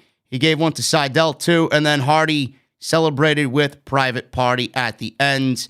The story's being told here. This was pretty much to sell the heel turn of Matt Hardy and Private Party, Jesse. But other than that, decent 6-man tag. Nothing really out of the ordinary here from AEW, but it did further the push of Isaiah Cassidy and Mark Quinn. Yeah, I think this is gonna be Private Party's coming out party. Now you see what I did there? Look at it. Yeah, it's pretty You're cool. learning. Yeah, if you follow BTE, this whole unveils a little bit of a treat, to the BTE watchers and things like that, because that's where the majority of this storyline has been coming from, has been BTE. And again, it's a lot to get into as far as what they've been doing. But if you've been watching, so the turn makes sense, and I like it. To me, it was a clear turn because when you zoom in on that face and that reaction and that look, and the fact that they used the chair and they went by and got the win by any means, like they're gonna go ahead and follow the Hardy brand, which I remember saying before that I don't know what Matt is doing here with these guys and things like that, because it was kind of just floating in and out of just weird areas. Now they're getting there. Now I see. Now they're getting there. Now it's making more sense. Now the flow is coming together more, and they're also poising themselves for the trios titles, which is coming. And you mentioned earlier about how all these tag team matches and these 6-man tag matches. Don't forget those trios titles are coming, and they're just laying the ground. They're just laying a foundation for a division. They're doing what other companies that we know and love don't do. They're laying the foundation for a legit division for the trios titles. So when they come, they're not trying to scramble and make trios teams. They already have them laid out. And we may be looking at your first trio champions in AEW right here. We have legit trios. Those three. We still got the Death Triangle. We got Lucha. We got the Lucha Underground. We got the Lucha Express, Jurassic Express. Yep. What the fuck is wrong with me today? And either way, Lucha Express, Jurassic Express, is the same shit. Yeah, we have legitimate trios teams. So bringing in the titles is just easy as putting them out there and make a tournament or whatever the fudge. And yeah, I mean, it seems like a big jumble now, a big clusterfuck now. But they bring the titles in, it kind of makes sense. So I like where it's going overall. I do see there being too many tag team matches going on. But the trios titles do need to be built, so I'm digging the 6-man tags for right now, including the main event too. Yeah, I like this too, and I'm a Private Party guy. Obviously because I love both Quinn and Cassidy. I think they're awesome, and obviously we're all House of Glory, and that's where they came from. Red trained them, so. I was in there. I'm there, and I work for those guys, and I seen them train at the school. So I'm big on both of those guys. But with them being a babyface, one of the main reasons why I like this so much is because Private Party as a babyface team, people are going to look at them as being portrayed as, oh my God, they're young and they're hip and they like to drink and they're partying and they're irresponsible, and now with them teaming with Matt and turning heel, I hope this is the direction. Maybe this could be used as Private Party maturing. And working a heel role is way different than being a babyface role, especially the babyface role that they were playing. Maybe this allows them to grow up a little bit faster because everybody touts them as having so much potential. And I know Tony Khan loves those guys. And I know a lot of people in AEW love those guys, and they want to see them succeed. It is taking a little bit too long for them to get to that level where everybody thinks they should be. Maybe this is the route for them to grow up and get there a lot quicker. I was just going to say something similar to that. This is a path that Private Party needs. We've seen the babyface path, and it does seem like it just kind of stalled or just kind of just hit its ceiling, at least as far as from a gimmick standpoint. I mean, the in-ring work is phenomenal. It's going to stay phenomenal. There's nothing going to change about that.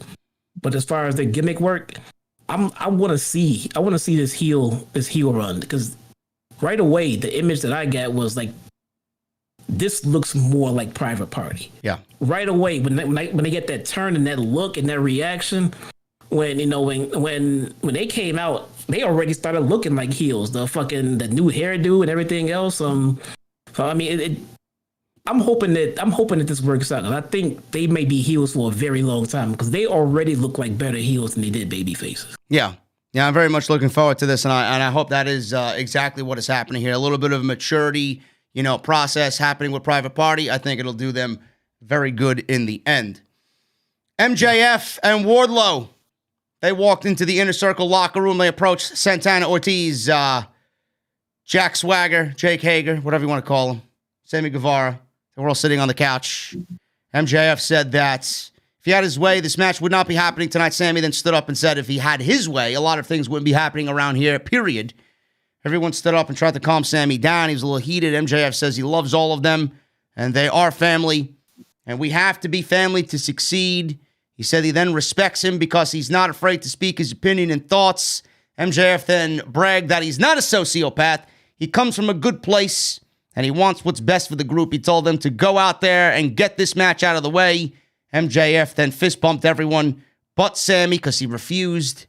And Sammy said, listen, we're not there just yet. So Shivani said MJF is a snake in no good grass. I think that is the same sentiment that everybody is feeling, especially after tonight, which we will get there in just a little bit. Legit Leyla Hirsch, one-on-one with Penelope Ford. This was supposed to be Leyla Hirsch versus Nyla Rose. Nyla Rose was pulled because she had a family member that had COVID-19, and she came in contact with said family member, so they pulled her for precautionary reasons. She's got to quarantine for 14 days. Rose posted a statement on Twitter this past weekend saying this, and I quote, "A bit of sad news, no easy way to say this, so let's jump right into it." The tweet said and went into detail about how a member of her immediate family tested positive for COVID-19. This means that Nyla Rose must quarantine. I found out that an immediate family member has been tested for COVID. I've been directly exposed. As per safety protocol, I will be isolating, self-quarantining for 14 days. Why do I mention this? Because of all the seriousness of the situation and the timeline for quarantine, this will affect this weekend's virtual meet and greet with Damage 365 Promotions and prevent me from competing against Leyla Hirsch on Wednesday's Dynamite.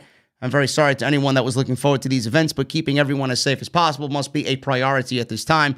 Thank you for understanding. Stay safe, everyone. Please social distance and mask up. And that's what she said on social media. So hopefully she's doing well, and hopefully she gets back in a week's time to get back on Dynamite. So good luck to her there. But this match with Penelope Ford, I didn't mind it so much. It's just another one of these women's matches that really doesn't excite me on AEW. Not that it was bad, but I mean, we got Miro, we got Kip Sabian, we got Charles Taylor now, who's fucking the butler for the Miro and Kip Sabian camp here with Penelope Ford. So Leyla Hirsch, she looks very good. Don't get me wrong. Very good in the ring. She knows what she's doing in there. She looks legit, even though she is, what was she, 4'9", 4'10"? How tall is she? 4'11". She's 4'11", a ball of fire is Leyla Hirsch. So she did a beautiful move where she springboarded off the top rope and landed on Miro and Kip Sabian on the outside. So they cut to Cassidy, who was sitting in the crowd. He was as pleased as you could imagine by seeing Miro and Kip Sabian taking off their feet outside. Sabian then held onto Hirsch's leg during a cover, which allowed Ford to get the pin. And Ford wins in 9 minutes thanks to her boyfriend's tactics on the outside. So that's that. Afterwards, Miro then ordered Charles Taylor into the ring. He said he can be mean to him anytime he wants, but he's a nice guy. He says he's going to take him places he's never been before. He told him to take the mic and look at Cassidy, that George Michael wannabe, he called him, and tell him that Miro is your best friend now. So Cassidy stood up, and Charles Taylor reluctantly did not want to say it, but he did it anyway. Miro is my best friend now. He didn't sound convincing whatsoever. And Cassidy got up, he hung his head, and he walked up the little staircase in the audience, and he left the building. So I don't know what you're feeling about this, Jesse. Miro, again, everybody's complaining with Miro is that he's not where he should be in AEW, but now we got another 3 weeks of these fucking antics leading up to the wedding at Beach Break. I mean, how you feeling about this now that you see him in a butler outfit? Man. Yeah, I don't know where they're going with this one, man. Me neither. I'm trying. I don't know, man. This is why I said I didn't really enjoy Dynamite tonight. I think my mood tonight is not one of excitement. It's just, it's work. This is fucking stupid, dude. Yeah. I'm not a fan of Leyla Hirsch either. I mean, she does seem like she seemed like she's athletic, and she can move like an athlete, but it doesn't seem like that she's very versed at pro wrestling. Who is she?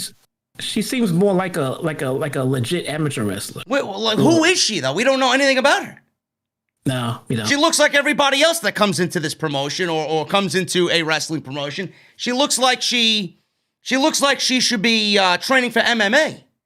Yeah. She looks no different than what I see Jessamine Duke and Marina Shafir doing at the Performance Center.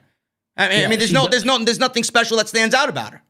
I'll give her that much. She does look like a legitimate athlete. Yeah. She looks like a grapple amateur wrestler, or an Olympic style wrestler. I don't see it translating into pro wrestling right now. I mean, so I don't know. And it doesn't seem like they're trying to push her or anything like that. So there's nothing to really be harping on, I guess. I mean, as of right now, she is just, putting other talent over. So, well, I mean, they did give her the legit moniker. I guess that somewhat means that they are kind of invested in her. And she had that from day one. I mean, I think that goes along with her actual training. She does seem like she has some MMA training. So maybe in that regard, she's legit. But yeah, gimmick-wise, character-wise, everything else-wise, no. Well, speaking of the women's division, we got Chris Statlander, who we miss dearly and can't wait to get back on television. She was actually interviewed by some Facebook fan page. I don't know how these people get fucking interviews, but God bless them. Statlander was asked about the women's division, and she addressed some of the criticism that fans have of the AEW women's division.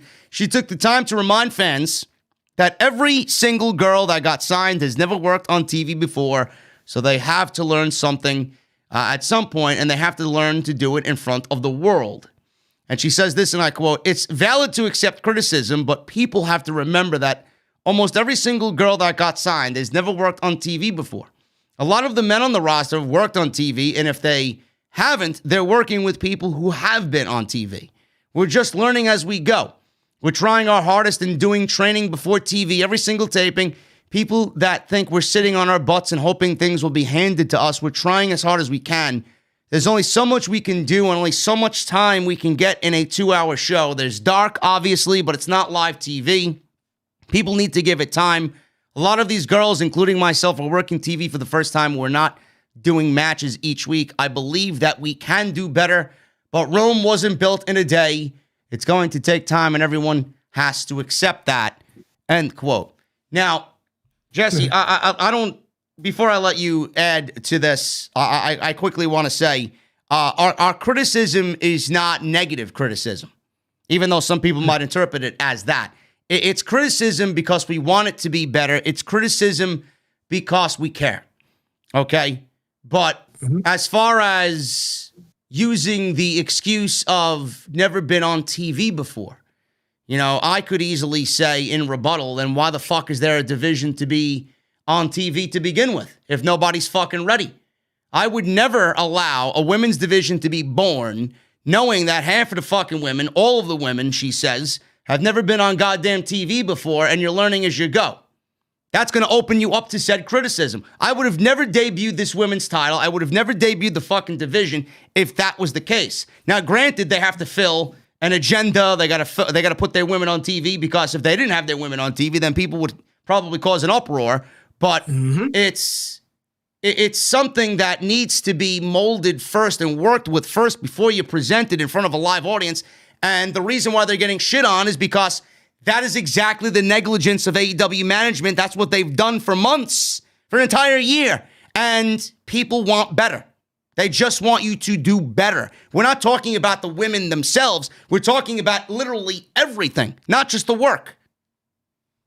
Yeah, bless her heart. She's trying to, defend this shit, but, no, that doesn't feel. I mean, not to mention that everybody who's never been on TV before that she mentions, they've all been on TV for over a year at this point. I know. And you have Dark, which you should be taking TV for over a year. You should be taking Dark and using it as if it was TV, which it really is, because it's on YouTube. Yeah, I mean, it's just, look, we all know the shortcomings of the division. That's why she's out there doing interviews trying to defend it. I mean, if it was great, she wouldn't be fielding questions about why it's not so great, so it needs improving. Bottom line, they know it needs improvement. We're not telling them anything they don't already know. They know it. They're working on it. Speaking of, did you hear Taya Valkyrie is available? I did watch Impact last night, and Taya Valkyrie was arrested because she was in that Johnny Bravo angle on Impact, where she was found guilty of actually shooting him, and she was escorted out of the building last night. And now you sent me the article today, which was courtesy of Healed by Nature. They reported that she is actually finishing up, or has finished up, her contractual duties with Impact. I don't know where she goes. More than likely she's going to end up in NXT, and I think she's going to end up working NXT, and they're going to add to that already unbelievable women's roster. I don't think putting her on the main roster is going to do anything at all, but she's going to join Johnny Morrison, who she's married to on WWE TV. No way in hell. What? No way in hell. She's going to AEW. Why do you think that? Why would she go to WWE and be with her unhappy husband who's running around being the Miz's fucking lackey? Listen, bro. Listen. Listen. You could think that John Morrison is unhappy, bro, but I honestly think John Morrison is worth. How many years is John Morrison in the industry? 15 years or so? That guy has done things that people his age should not be doing right now. And he's put his body through hell working Lucha Underground and doing all the shit that he does. He probably is in love with what he's doing because he works minimal. He gets paid a boatload of money to act like a fucking class clown with the Miz. He don't give a fuck. He's winding down his career. I would not be surprised if he retires at the end of this run. I bet, and I don't know this guy from any fucking body else, I bet you he would take half the money he's making right now to do a fucking Starship Pain on the Kenny fucking Omega for the title. Bro, I listen, you are talking to somebody that gets shit on by idiots every single week for saying that type of... I would hope he finds it in himself to have more value on what he brings to the table. I really do. I would hope that he thinks that. I would love for him to tell me personally, yeah, that's exactly what I want to do, but I'm doing this and I'm making the most of it. I hope so. There's no way. She goes to WWE to be with her fucking husband who's already unhappy, to be lost in a fucking crowd of too many fucking performers in NXT just to get shipped to the main roster to become Charlotte food. She goes to AEW and she's at the top of the fucking rebuilding foundation of an up-and-coming division. Are you fucking kidding me? Taya Valkyrie's going to go to AEW and be a champion within 1 year. 1 year? I give her till fucking June. Give her 10 minutes, right? I mean, it's the same shit. Taya Valkyrie, fucking, are you Ivelisse, Thunder Rosa? The parts are slowly coming together. You think Tony Khan's over there fucking hanging out and partying over at fucking Impact in Nashville, and Taya Valkyrie's up and he's gonna let her fucking walk away and go to NXT? Ooh, you guys have lost your fucking minds. She's going straight to AEW where she needs to be. Listen, I hope so. I really, really hope so. Straight, all the opportunity is there. She's gonna be on a showcase to perform bigger than anything she's ever done before.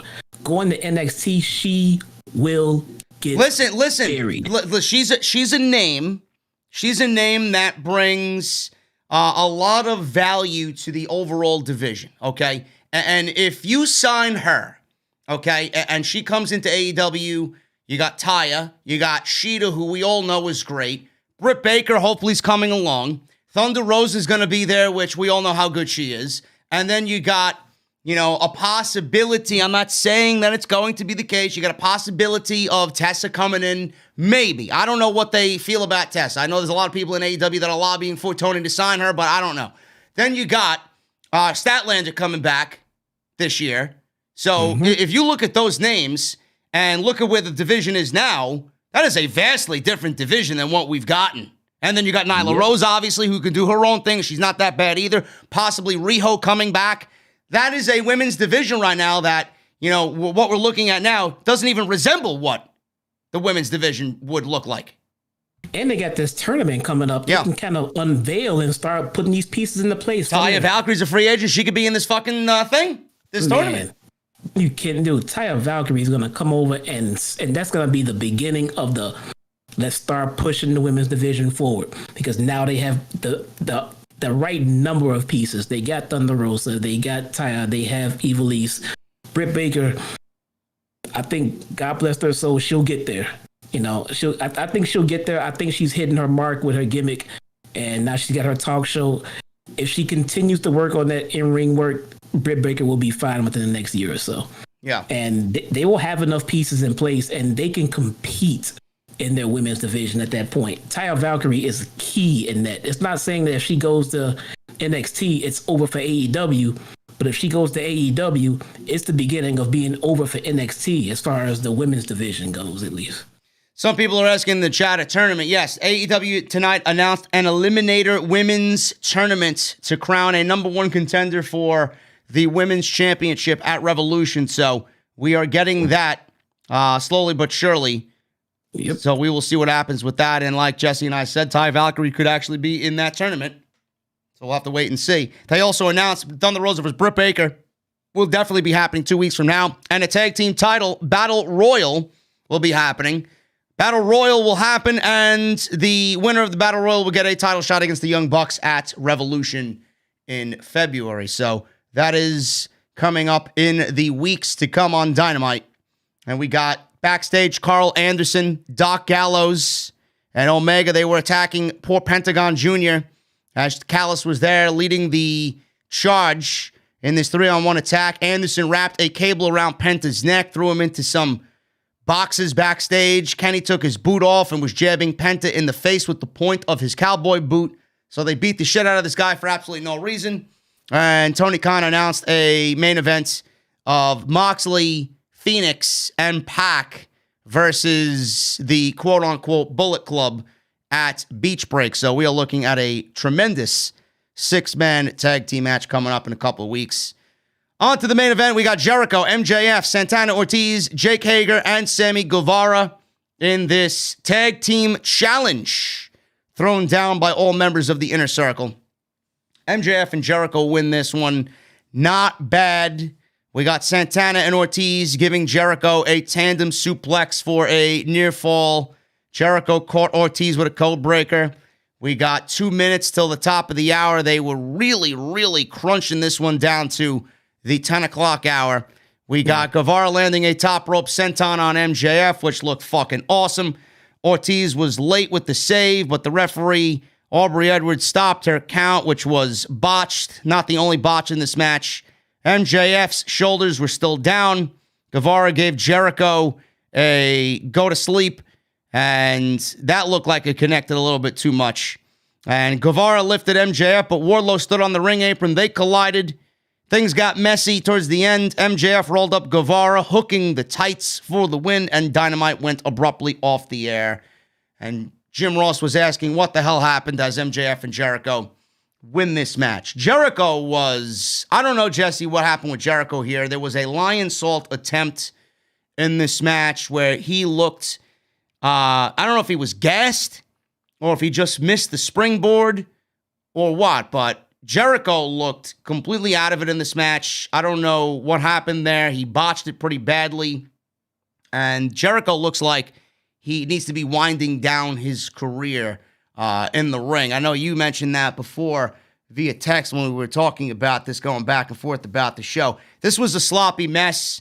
MJF and Jericho win this thing. I don't know what this means for the rest of the guys. Clearly, with the cheating by MJF, everybody's going to call bullshit on MJF being the ones he said coming from a good place. But what do you think of Jericho here? What do you think of this mess about the Inner Circle? Does this lead to everybody else banding together and getting MJF out? Do the rest of them just leave the Inner Circle and leave MJF and Jericho to themselves? What's going to happen here? Look, Chris Jericho helped get this promotion off the ground. He was the big name that they did need just to get a ball rolling so that the talent can get looked at by more eyes. And I think he went above and beyond and delivered on what they needed from him to do. And he made that title important. He made it relevant. He made it special. He put Moxley over. Moxley is in the best spot of his career, all from, the origins of with Jericho in AEW. All that being said, I just think it's time for Jericho to just kind of step aside and just let the fruit of his work just blossom and grow. He didn't look good tonight. No, he did not look good tonight. This is easily this was the worst match I've ever seen him do. And I don't think I've ever seen a match from him that made me gauge something like that. On the sense of, wow, this is one of his worst. This was pretty bad.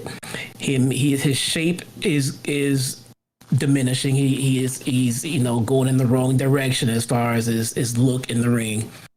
And he's getting a little bit older, and he's done it all, man. He has nothing left to prove, and he has people to get over, yes. But Jericho can get people over on a microphone, on commentary, in the back as a manager, in creative, in the goal position. Jericho can do it all for this business. He doesn't have to be out there in the ring, putting on matches like this to make himself not look as great as he should be looking. So I don't want to sit here and say Jericho's old, get out of the ring. I want to say Jericho is fantastic, and I appreciate everything he's done. And I think it's time for the next stage of his career where he continues to help others get over. Yeah, I don't know what happened with Jericho within the last year. I feel like it's none of our business, but we watch these guys on a weekly basis. It looks like he almost let himself go with all the quarantine. I don't remember him. I don't want to say he's out of shape because he's not, but he's not. He doesn't look as good as he once used to. He's in the worst shape of his personal career. Yeah. He's in the worst shape of his own career. Yeah. I mean, and that's not to say he's not the worst looking guy in the business. That's not the point. The point is we've seen him his whole career look better, and now we're watching him look worse and worse and worse. And now it's starting to show in the ring. And I don't want to see him, end up as one of those guys who just refuse to hang up the boots. And by the time he does, it's like, oh, thank God, kind of like how The Undertaker is. I remember one time saying The Undertaker can wrestle for as long as he wants. I don't fucking care what anybody says. And now here I am in 2021. I was like, God, I hope The Undertaker stays retired. Because he just kind of ruined his own ending. He didn't ruin his legacy. He didn't ruin his career. He just ruined his ending. The ending to his career is definitely botched. That can never be fixed. Well, it's going to be a discussion amongst the trolls on social media. They're going to be talking about, oh, well, this is exactly the reason everybody shits on WWE, but they're going to give Jericho a pass. Like Goldberg's coming back at the Royal Rumble, right? And there should be Goldberg being old and him not doing what he needs to do as far as Goldberg compared to when he was like 20 years younger. And now they're going to be saying the same thing about Jericho. No, not the same thing. This guy retired, sat on his ass forever, came back and decided he wanted to be champion, and that's what they gave him. Jericho, up until this very moment has been nothing but 100% productive for the other talent and this brand new company. And he still continues to be important to them. I just think his expertise and his importance should carry on outside of the ring right now. Maybe you can bring him back for special one-offs, maybe at pay-per-views where he has time to, get in shape for a big match here and there down the road once in a while. That's fine. I mean, he is at the age of part-time schedule. I get that. That's cool. But we shouldn't see him in the ring like this. I don't want to see Jericho in the ring like this. Maybe, like we discussed, if he goes away for Fozzy recording or anything Fozzy related, and he does take an extended period, I don't know where the storyline is going with this MJF Inner Circle thing, but if he does go away for a little bit and comes back, I do hope that he comes back looking a little bit better than he does now. And maybe time away would be good for him. Me too. I mean, I believe so too. Especially his style. Maybe it's his style. The style that he works in the ring and everything else. He want to be doing springboard moonsaults and everything else, man. You gotta be in shape for that shit, man. Yeah. You gotta be in shape for that shit, or it comes off looking the way that it does. So if you want to continue to look the way that you want to look, because you're a grown man, you can look however the fuck you want to look. Fine. Change your wrestling style. Change some of those moves. Make it so that you don't look like the way you came off tonight, because it just was not impressive at all. No. But that is the review, guys. That is the breakdown of Dynamite tonight. I hope you and everybody else watching enjoyed my take and Jesse's take on tonight's Dynamite. We got another half a week left to go. We got SmackDown. We got NXT. We got the Royal Rumble build.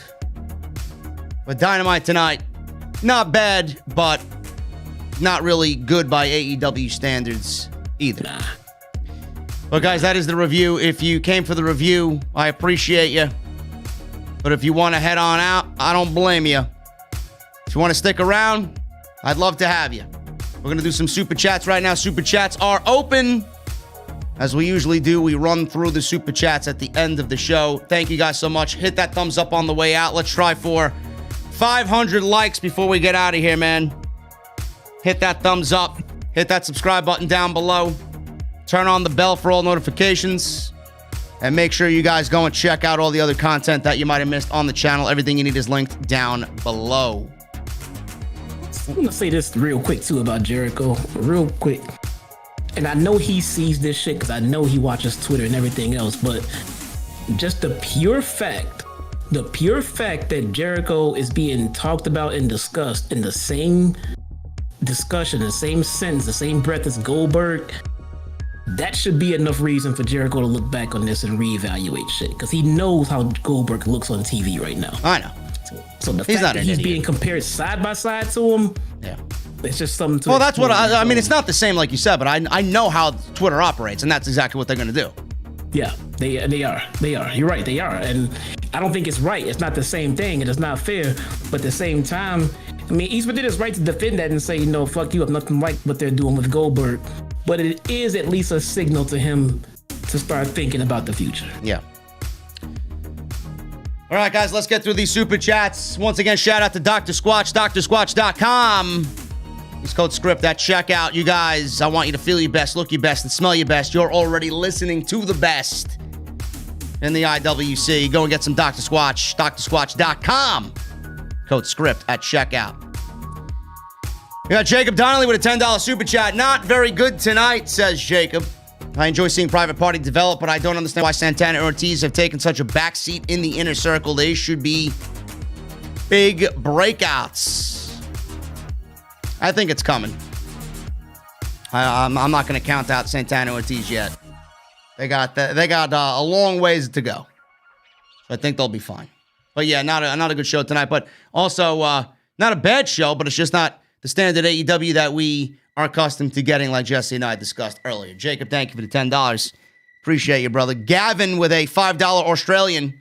AEW Impact was okay. The Hardy Party seems to be developing okay. And TK, being a dorky prick, is growing on me. Tony Khan last night on Impact was hilarious. He seems so much more comfortable in those little paid-for advertisements that AEW's got on Impact. Awesome stuff there. I keep reading more and more that he keeps saying how he really does not want to be an on-screen character. And he doesn't need to be. He doesn't need to be. No, he does not. Laura Conway with a $2.99 super chat. Thank you for my runner-up prize. Love it. You are welcome. Enjoy your prize. Appreciate it, Laura. Thank you. 64 Pan Q, $9.99. The Fight Pit match was very fucking good. I would take that over almost anything that was on AEW earlier. But hey, I can't complain when we get consistent good wrestling weekly. Here's a beer on me. Thank you, brother. Appreciate you, man. I gotta watch NXT. I usually catch up on it on either Thursday at some point a little bit, finish it off on Friday. Friday's when I usually record OTS for the weekend. You know, I want to know what happened so I can go into the show knowing what happened. So I heard the Women's Dusty Classic started tonight. We got Priscilla Kelly debuting tonight on NXT, which I'm very interested in seeing. And that match with Ciampa and what's his name? Thatcher. Oh, okay. They're still doing that? Yeah, they are. Yeah, they are. You know when I catch up on NXT? When you cover it on OTS. I don't blame you. I wish I didn't have to watch it either. We got Richard Williams with a $2 super chat. What's up, JD and Jesse? Thanks for the Dr. Squatch code. Saved me some money. You are welcome, Richard. I appreciate you, man. Drizzy Drew with a $1.99 super chat. I think they're going to name the third hour AEW Elevation. I don't know about that, man. Unless you have inside sources, I would not put that out there. There's no name. They don't even know what time or channel or fucking day it's going to be on. They know nothing. And we know nothing. But you know it's going to be AEW Evolution or Evolution. Whatever. Appreciate the $2, man. 816 Life with a $2 super chat. Did your heart break when Hangman rejected Dark Order? No. No, I knew it was coming. You can tell it was coming. They expected him to say yes. They were leading for him to say yes. So I knew he was going to say no, but I also knew it was going to be a part of the build. No, my heart breaks when Bruce writes a terrible show on Monday. That's when my heart breaks. Yeah. At least I don't get my fucking creative writing team Amazon gift cards in something to wrestle with envelopes. Bruce. That's a piece of shit. Fucking clown. Yeah, everybody got to get off Twitch, but you could go openly promote your fucking podcast. No, that's what a fucking asshole. Bruce. Huh? Clown. Chris Hassel for the $4.99 super chat. Do you think the crowd will be chanting Jungle Boy's theme whenever AEW has arena capacity again? Yes. And what's up, Jesse? What's going on, man? The super chat. Thank you, Chris. I appreciate you, man. We got the Dud with two $2 super chats. Luchasaurus runs fast. He should. He's a fucking dinosaur. Dinosaur, man, with a PhD. And AEW Dark is almost as long as Raw nowadays. Yes, but which is the better show? Commercials. Yeah. Which is the better show? At least they don't bury anybody on Dark. Yeah. I enjoy Dark. I know Dark is not a better production or a better wrestling show, but I enjoy Dark for what it's meant to do, and it's meant to just showcase some wrestling and some different talents. I'm not gonna watch Dark and then expect the storylines of a Raw or a SmackDown. So it's about what you're watching and what you expect. I expect a lot more entertainment from Raw. They have a lot more superstars and a lot more storylines going on, but they're going nowhere and the stars aren't being pushed. So. We got someone in the chat saying JD gonna get a lawsuit if he keeps that up. What are you talking about, dude? You gonna get sued now? What you doing? What lawsuit am I getting? What the fuck you doing? What the fuck are you talking about? Unbelievable. Not me. What, because I'm talking about Bruce Pritchard? I don't want to get sued. I'm not gonna get sued. Right. I'm not affiliated with this guy. We got a 104 Australian super chat from I Finna Pinch Vinnie Max PP Demeter Bullion. Whatever, bro. You go enjoy Vinnie Max PP. I'm sure you're making Bruce Pritchard jealous. Thank you. Get into it. Yeah. Let me know how that goes. And then Jericho 8131 with a $10 super chat. If Triple H ran WWE, do you think he'd want to join AEW Impact Invasion? No. No. He says that to be the nice guy, but he don't give a fuck about that. He wants all of those men and women for himself. No. Seeing Balor and Styles with the rest of the Bullet Club to close the circle would be one of the biggest moments in wrestling. Yeah, well, you're not going to get it unless Styles and Balor are in AEW. Balor is going nowhere. Anyway, guys, that is it. Slow night. Not a lot happened tonight, but we appreciate you being here, man. Jesse, any parting words before we get the hell out of here? No, man. It's still a great day. I hope everyone continues. Listen, what's your light level on Destiny? What's up? What's your light level on Destiny? Bro, I'm at 1260, man. There you go. There you go. That's what I'm talking about. 1260. Let's get it done, man. Look, it's 1260 with shitty blues. So let me, solidify with some good purples and a few more exotics, and I'll be good to go. Yeah, 1260. That's fine. That's fine. Anyway, I'm getting out of here, guys. Jesse's getting out of here. I appreciate you stopping by the stream tonight. Hit that thumbs up. Let's try for 500 likes. If we could get 500, I'd appreciate it. Hit that subscribe button down below. Turn on the bell for all notifications. Make sure you guys check out the Monday Night Raw review live on the channel right now. I'll be back live again on Friday night as we continue the build towards the Royal Rumble. I'll be on Twitch tomorrow.